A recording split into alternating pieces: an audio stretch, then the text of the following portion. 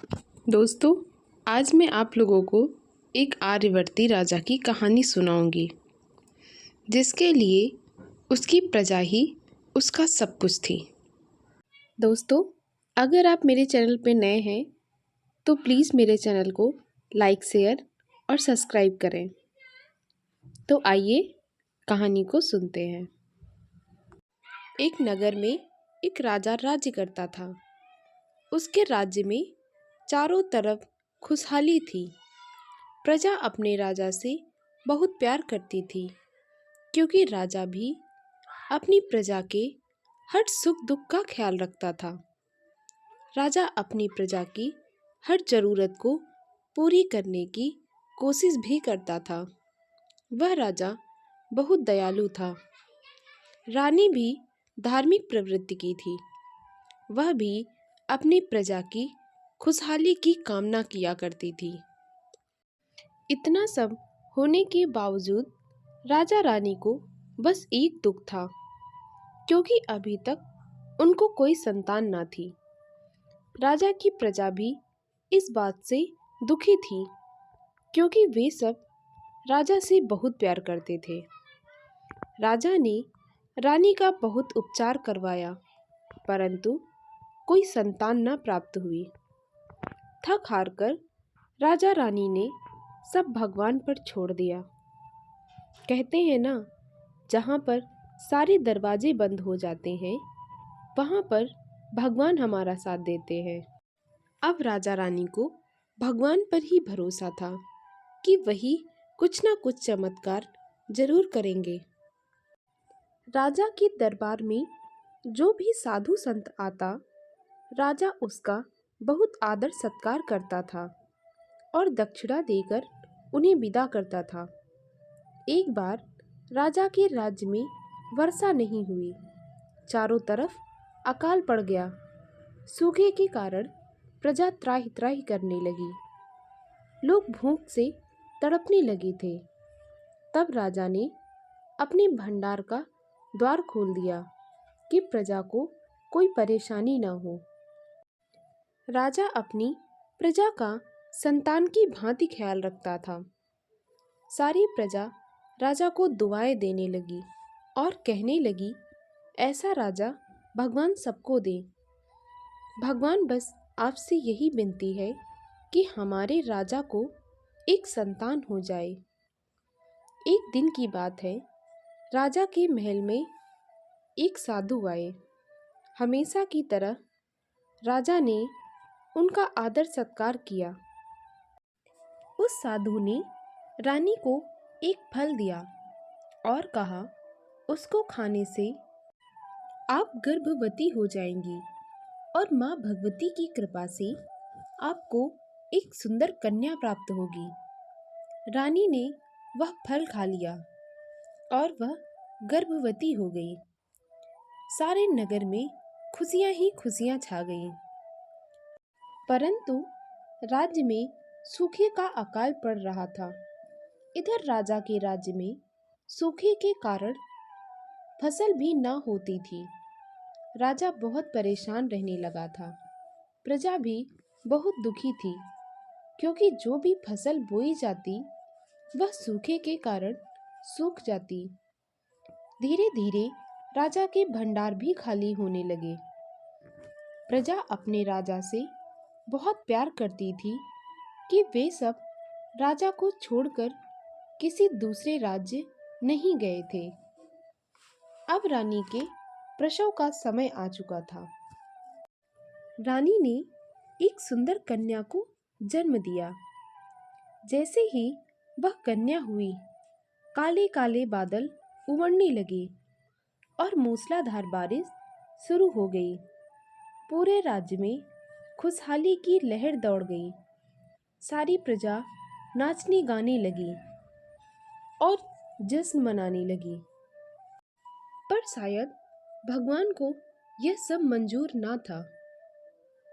बच्ची को जन्म देने के बाद रानी का स्वर्गवास हो गया। राजा पर दुखों का पहाड़ टूट पड़ा। राजा की प्रजा भी बहुत दुखी थी, मानो उनके सिर से ममता का साया उठ गया था।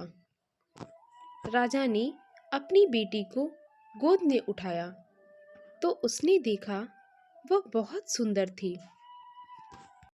राजा ने सोचा वह अपनी बेटी के सहारे जिंदगी काट लेगा और उसका बहुत प्यार से लालन पालन भी करेगा। पर उस छोटी बच्ची को अभी माँ की ज़रूरत थी। राजा ने इसकी जिम्मेदारी एक दासी पर छोड़ दी। दासी रानी के बहुत करीब थी और वफादार भी थी। अब राजा निश्चिंत हो गया था क्योंकि वह दासी उस बच्ची का अपनी बेटी की तरह ख्याल रखने लगी थी।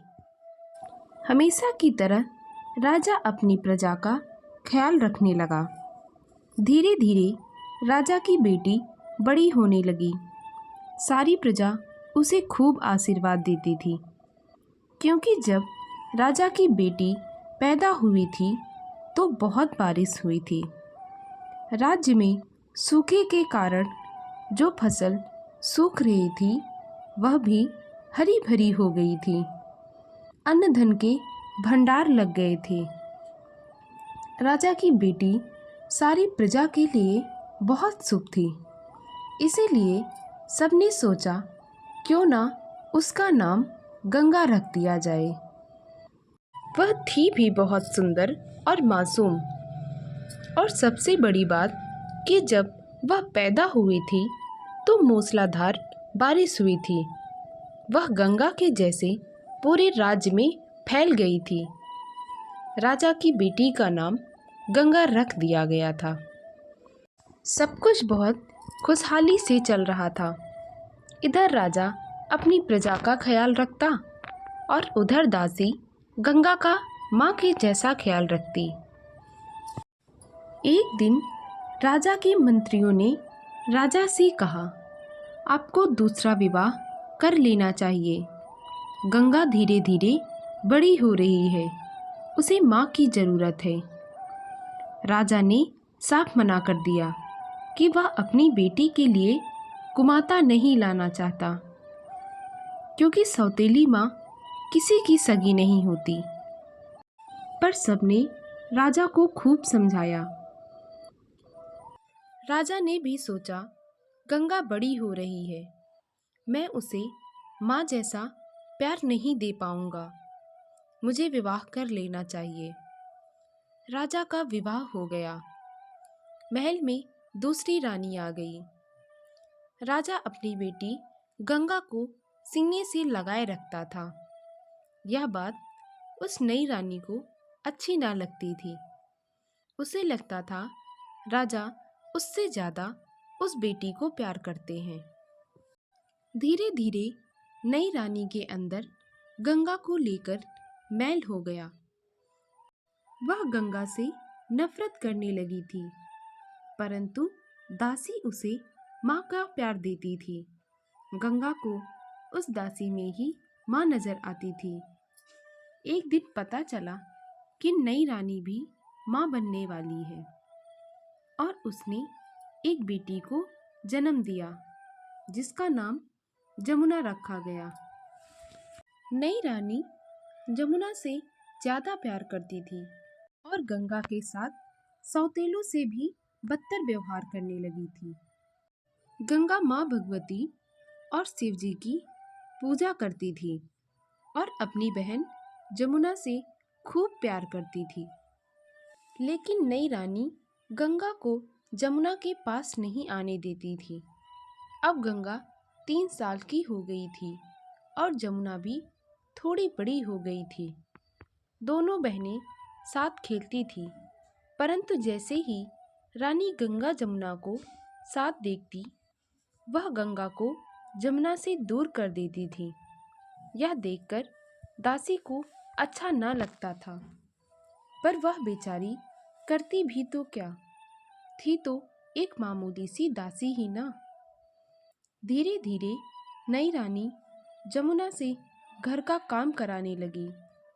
दासी ने कहा, माफ़ करना महारानी, पर घर के काम करने के लिए मैं हूँ ना, आप गंगा से काम क्यों कराती हैं?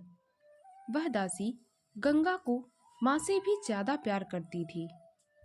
यह देख नई रानी को बिल्कुल अच्छा न लगता। उसने सोचा वह उस दासी को वहाँ से निकलवा दे। रानी ने उस दासी के खिलाफ राजा के कान भरने शुरू किए। रानी राजा से कहती कि यह दासी अब गंगा का ख्याल नहीं रखती, वह गंगा को गलत शिक्षा देती है। राजा गंगा को इतना प्यार करता था कि उसने उस दासी को वहाँ से निकाल दिया। गंगा दासी को याद करके बहुत रोती, पर राजा उसे समझा देता। धीरे धीरे गंगा 6 साल की हो गई और जमुना 3 साल की। राजा ने दोनों का दाखिला कराने के लिए एक विद्यालय में सोचा। तब रानी ने राजा से कहा कि गंगा को शिक्षा देने की क्या ज़रूरत, सिर्फ जमुना स्कूल जाएगी। पहले तो राजा को बहुत गुस्सा आई, पर रानी ने तिरिया चरित्र दिखाया और राजा को अपने वश में कर लिया। धीरे धीरे राजा गंगा की तरफ कम ध्यान देने लगा। गंगा बेचारी एकदम अकेली पड़ गई। अब राजा नई रानी और जमुना को ज़्यादा प्यार करता था। नई रानी गंगा से घर का सारा काम कराती और गायों का गोबर उठाने के लिए गौशाला भेज देती। बेचारी बिन माँ की बच्ची गौशाला का सारा काम करती, गायों की सेवा करती, उनका गोबर उठाती और उनका दूध निकालती।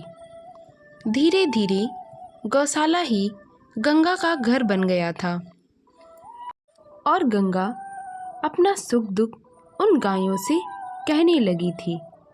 उनमें से एक काली गाय थी। गंगा उससे खूब बातें करती, अपनी दिल की सारी बातें जैसे एक बेटी अपनी माँ को बताती है, गंगा उस काली गाय को बताती थी। काली गाय भी गंगा को देखते ही अपनी पूँछ हिलाने लगती थी। इधर रानी अपनी बेटी को स्कूल भेजती और उसका बहुत ख्याल रखती थी। राजा भी गंगा पर बिल्कुल ध्यान नहीं देते थे। एक दिन काली गाय ने गंगा से कहा, गंगा, तुझ कहती है ना तुझे घूमने फिरने का बहुत शौक है, चल मैं तुझे दूसरे लोग की सैर कराती हूँ। गंगा ने कहा, पर आप मुझे ले कैसे चलेंगी? गाय ने कहा, तुम मेरी पूँछ पकड़ लो। गंगा ने उस काली गाय की पूँछ पकड़ ली और काली गाय गंगा को गौलोक लेकर गई। गंगा ने वहाँ पर देखा चारों तरफ खुशहाली ही खुशहाली। गंगा वहाँ पर खूब खुश थी। उसने गाय से कहा, हम कुछ दिन यहीं रुकेंगे। तब गाय ने कहा, नहीं गंगा, हम यहाँ नहीं रुक सकते। यहाँ पर लोग मरने के बाद आते हैं, जीते जी कोई नहीं आ सकता।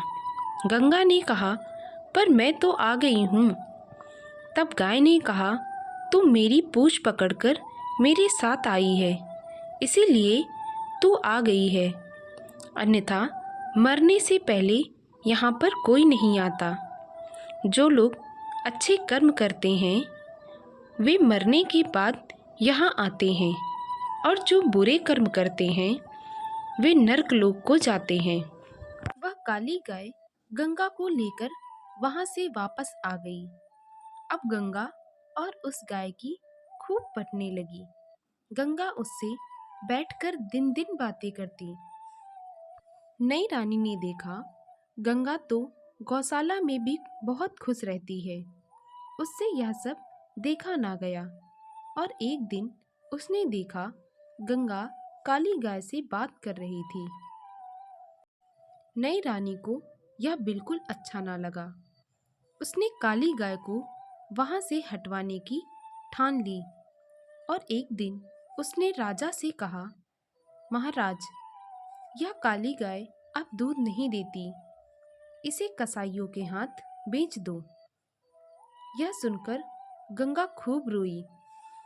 तब उस काली गाय ने गंगा को समझाया, तुम मत रो बेटी, तूने मुझे माँ माना है, मैं तेरा साथ कभी नहीं छोड़ूंगी। पर रानी को यह सब बिल्कुल अच्छा नहीं लगता, इसीलिए वह मुझे कसाईयों के हाथ बेचना चाहती है। मैं कसाईयों के हाथ नहीं आना चाहती। यह सब बातें करते करते उस काली गाय ने गंगा की गोद में अपने प्राण त्याग दिए। गंगा पर तो दुखों का पहाड़ टूट पड़ा। एक बार फिर वह एकदम अकेली हो गई। राजा गंगा को गौशाला से ले आया। अब गंगा महल में रहती थी। वह किसी से बात भी नहीं करती थी। गंगा की बहन जमुना गंगा से प्यार करती थी, पर अपनी माँ के डर से वह गंगा के पास नहीं आती थी। अब गंगा और जमुना विवाह योग्य हो गई। नई रानी ने राजा से कहा, हमारी जमुना के लिए कोई चक्रवर्ती सम्राट ढूंढो और इस गंगा के लिए कोई भी लंगड़ा लूला चलेगा। राजा ने कहा, ऐसा कैसे हो सकता है महारानी, यह भी तो हमारी बेटी है। रानी ने राजा से कहा, अगर आप मेरी बात नहीं मानोगे तो मैं अपने प्राण त्याग दूंगी।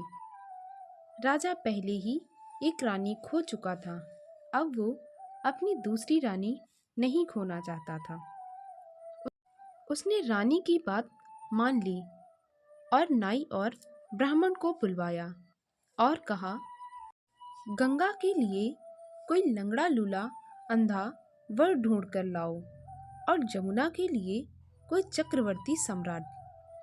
नाई और ब्राह्मण वर ढूंढने के लिए निकल पड़े। इधर एक राजकुमार अंधे लंगड़े लूले का भेष बनाकर अपनी प्रजा की देख रेख करने के लिए आया था और थक हार कर एक पेड़ के नीचे बैठा हुआ था। नाई और ब्राह्मण ने उस राजकुमार को देखा और उसके पास गए और कहा, क्या तुम राजा की बेटी के साथ विवाह करोगे? उस राजकुमार ने कहा, भला मुझ जैसे लंगड़े लूले के साथ अपनी बेटी का विवाह कौन करेगा, और मुझे आंखों से दिखाई भी कम देता है।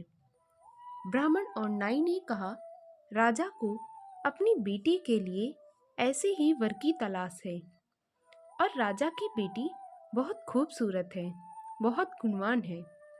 राजकुमार ने कहा, भला मुझे क्या ऐतराज हो सकता है अगर मुझे इतनी सुंदर और सुशील पत्नी मिलेगी तो।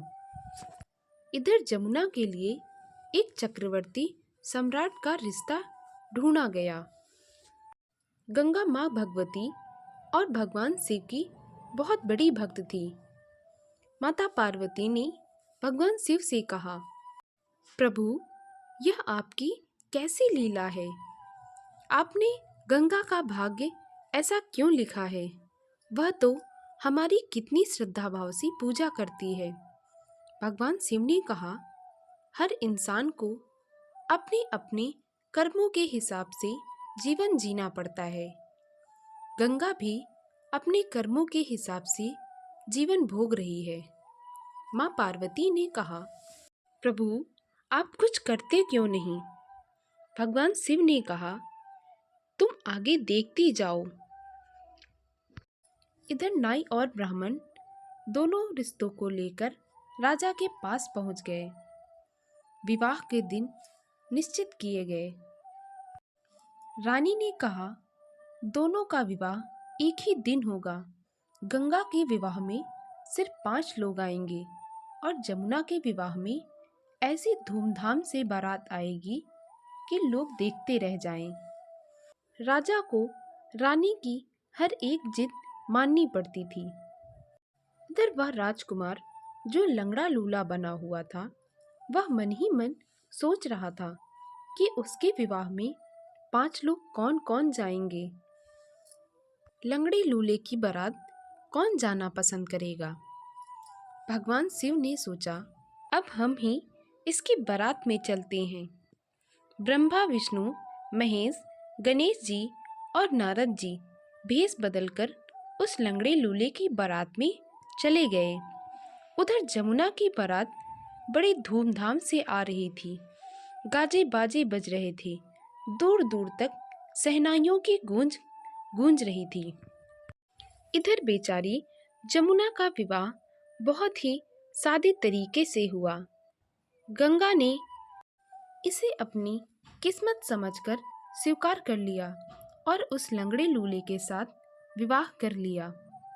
जमुना का भी विवाह हो गया। दोनों बहनें गले मिलकर खूब रोई। जमुना अपनी बहन से बहुत प्यार करती थी, पर अपनी माँ के डर से वह कुछ कर ना सकी। दोनों बहनें विदा हो गई। चलते चलते गंगा और उसका पति उसी पेड़ के नीचे पहुँचे जहाँ पर वह राजकुमार लूले लंगड़े का भेष बनाकर बैठा हुआ था। गंगा ने अपने पति से कहा, हे नाथ, तुम्हारा तो कोई घर नहीं है, मैं कहाँ रहूंगी। राजकुमार कहने लगा, गंगा, तुम मेरी पत्नी बनकर आई हो, अब तुम्हें मेरे इसी हाल को स्वीकार करना होगा। गंगा एक पतिव्रता पत्नी थी। उसने कहा, नाथ, आप जहाँ रहोगे मैं वहीं रहूंगी। पति के चरणों में ही पत्नी का जीवन है। और इस तरीके की बातें करते हुए वो वहीं बैठ गई। अब भगवान शंकर बोले, यह तो मेरी अनन्य भक्त है, भला ये राजकुमार के साथ ऐसे कैसे रहेगी। तभी उस पेड़ के नीचे भगवान की माया से एक संदेश आया और बोला, राजकुमार, रानी की तबीयत बहुत खराब है और तुम्हें तुरंत महल बुलाया है। अब राजकुमार घोड़े पर सवार हो गया और गंगा को उसने पीछे घोड़े पर बैठा लिया। गंगा तो यह देखकर ही हैरान थी कि वह तो न अंधा था और न लंगड़ा न लूला, और उसके साथ जो पांचों बाराती थे वे ब्रह्मा, विष्णु, महेश, गणेश जी और नारद जी थे। वे पांचों लोग उनके साथ थे। पांचों ने बोला, हमने बारात तक तुम्हारा साथ दिया। राजकुमार ने कहा, अब बारात तक हमारे साथ रहे हो तो कम से कम मेरे घर तक भी चलो। मेरे माता पिता पूछेंगे कि हमसे बिना पूछे तुमने विवाह कैसे कर लिया।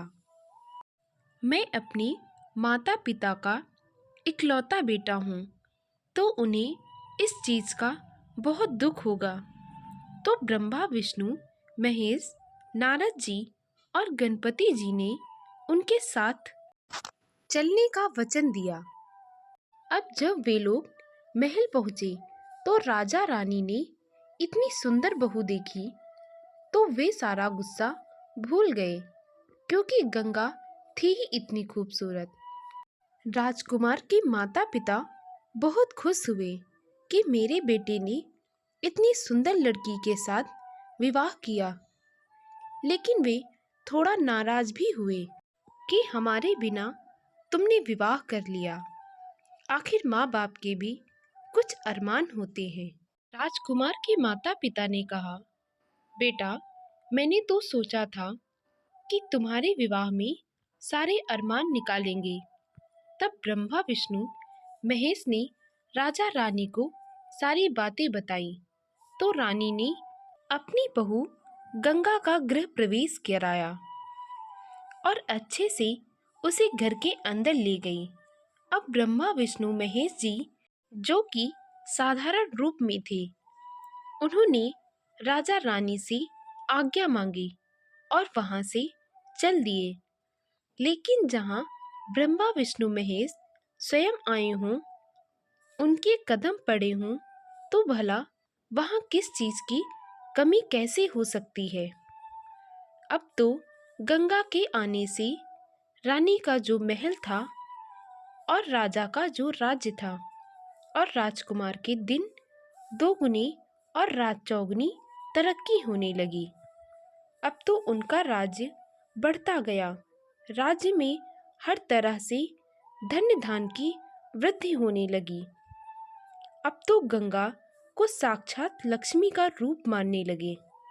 बेचारी गंगा, उसको बहुत दिनों के बाद इतनी सारी खुशियाँ मिली थी। बचपन से लेकर आज तक सौतेली माँ ने उसके साथ कभी अच्छा व्यवहार ना किया। गंगा ने सोचा, चलो, जो मेरे माता पिता ने मेरे लिए सोचा था और एक लूले लंगड़े के साथ मेरा विवाह कर दिया था, यह तो उनका भ्रम था। ये तो राजकुमार था। अब गंगा बहुत खुश रहती थी। उसने सबका दिल जीत लिया था। वह पूजा पाठ करती। गंगा थी ही इतनी संस्कारी और अच्छी। राजकुमार भी गंगा को बहुत प्यार करता था। अब दोनों की जोड़ी बिल्कुल राम सीता के जैसी थी। राजा और रानी भी अपने बेटे राजकुमार और बहू को देखकर बहुत खुश रहते थे। उनकी सारी चिंताएं समाप्त हो गई थी। राजा ने राजकुमार को अपनी राजगद्दी सौंप दी। अब राजकुमार राजा बन गया और गंगा रानी। कहते हैं, भाग्य का लिखा कोई नहीं मिटा सकता। धीरे धीरे समय बीत रहा था। तीज का त्योहार आया। सभी लड़कियां अपने मायके जा रही थी। इधर गंगा के पिता ने महारानी से कहा, महारानी, मैं अपनी दोनों बेटियों को लेने जा रहा हूँ। महारानी तुनक कर बोली, दोनों बेटियां कौन? जमुना को लेकर आइए। गंगा को तो वैसे भी कुछ पता नहीं उस लंगड़े लूले के साथ कहाँ चली गई होगी। राजा ने कहा, मैं तो उसी पेड़ के नीचे जाऊंगा जहाँ मैं उसे ब्याह कर आया था। मैं अपनी दोनों बेटियों को लाऊंगा। इतना कहकर राजा दोनों बेटियों को लेने चले गए। सबसे पहले राजा जमुना के यहाँ गया। जमुना तो एक राजा की रानी थी, पर उसके चेहरे पर एक अजीब सी उदासी थी। राजा ने देखा कि वह तो अपनी बेटी का विवाह एक चक्रवर्ती सम्राट के साथ किया था, परंतु वह खुश नहीं है। जमुना ने राजा से कुछ नहीं कहा और वह अपने पिता के साथ आ गई। अब राजा गंगा को लेने गया। जब राजा उस पेड़ के पास पहुंचा तो वहां पर कुछ नहीं था। राजा ने आसपास के लोगों से पूछा, यहाँ पर जो लंगड़ा लूला रह रहा था वह कहाँ गया है? लोगों ने बताया कि वह लंगड़ा लूला नहीं था, वह इस राज्य का राजा था। वह तो भेष बदलकर अपने राज्य की निगरानी कर रहा था। यह सब सुनकर राजा मन ही मन बहुत प्रसन्न हुआ और वह गंगा से मिलने के लिए उतावला होने लगा। जब राजा गंगा के दरबार में पहुंचा तो गंगा अपने पिता को देखते ही गले लग गई। राजा ने देखा उसकी बेटी पहले से ज्यादा खूबसूरत और खुश लग रही है। राजा समझ गया कि गंगा को कोई दुख नहीं है, वह यहाँ सुख भोग रही है। गंगा के सास ससुर ने गंगा को बहुत अच्छे से मायके के लिए विदा किया। राजा दोनों बेटियों को लेकर महल वापस आ गया। रानी ने गंगा को इतना खुश और रानी बना हुआ देखकर आश्चर्य हुआ। राजा ने महारानी को सारी सच्चाई बताई और कहा, हमने तो गंगा को एक लूले लंगड़े के साथ ब्याहा था, परंतु वह लूला लंगड़ा नहीं था, वह तो एक चक्रवर्ती सम्राट था। यह सुनकर रानी जल भुन गई।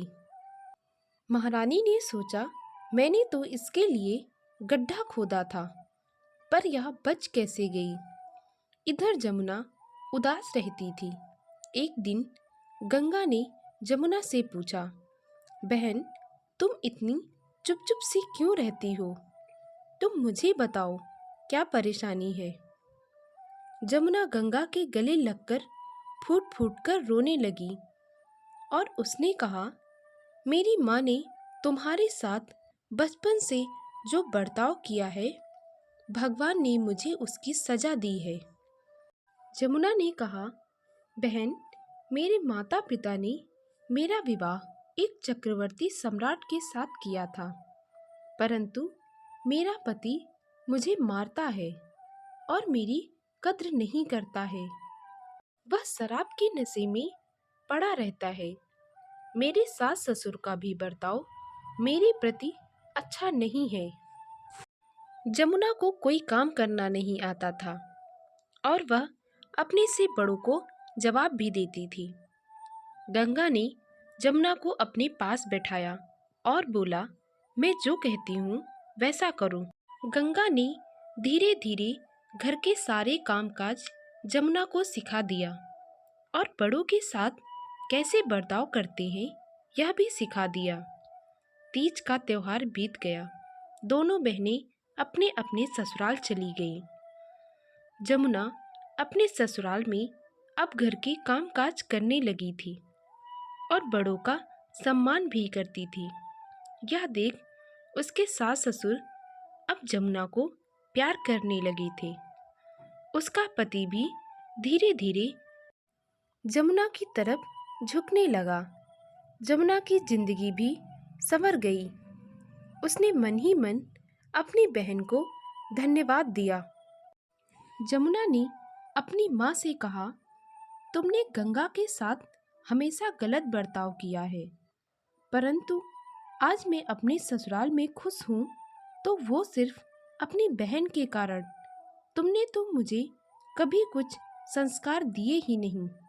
यह सुनकर रानी को पक्षघात हो गया और वह बीमार हो गई। गंगा ने सुना कि उसकी माँ बहुत बीमार है। वह अपने मायके आई और माँ के पास बैठी। रानी ने गंगा को देखा और उसकी आंखों से आंसू बहने लगे। रानी ने गंगा से कहा, गंगा बेटी, मुझे माफ़ कर दो। मैंने तुम्हारे साथ बहुत गलत किया है। शायद भगवान ने मुझे मेरे कर्मों का फल दिया, इसीलिए देखो मुझे पक्षघात हो गया। गंगा बोली, नहीं माँ, ऐसा नहीं है, आप जल्दी ठीक हो जाओगी। रानी कहने लगी, नहीं बेटी, मैंने तुम्हारे साथ बहुत बुरा किया है, तुम मुझे माफ़ कर दो। गंगा बोली, माँ, मैं आपसे नाराज ही कब थी। रानी ने गंगा जमुना को गले से लगा लिया। यह देख राजा भी बहुत खुश हो गया। दोस्तों, अगर आपको हमारी वीडियो अच्छी लगी हो तो मेरे चैनल को लाइक, शेयर और सब्सक्राइब करें।